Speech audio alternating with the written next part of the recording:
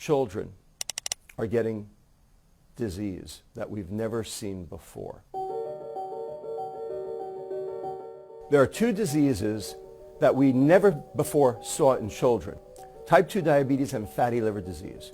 Prior to 1980, these two diseases were the diseases of alcoholics. Today, we have 30% of children who manifest some form of non-alcoholic fatty liver disease, and type 2 diabetes is now approaching the same incidence as type 1 diabetes in children. Sugar and alcohol are metabolized virtually identically in the liver. And it makes sense that that would be the case because, after all, where do you get alcohol from?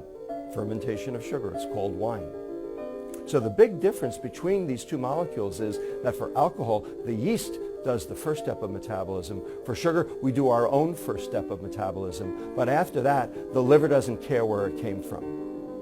And when you overload the liver with either one, you get the same diseases. So we are seeing the diseases of alcohol ravage the entire population of the United States without alcohol. The food industry grosses $1.4 trillion a year, of which 45% is gross profit. That's $657 billion in gross profit. The closest industry to that is Big Pharma at 18%.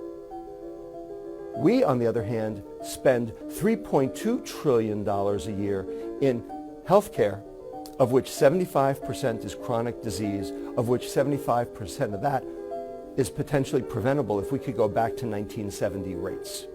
So if you do the math on that, that is $1.8 trillion a year going down a rat hole. We spend triple what the food industry makes cleaning up their mess. This is unsustainable. And it's the reason that both Medicare and Social Security are going broke.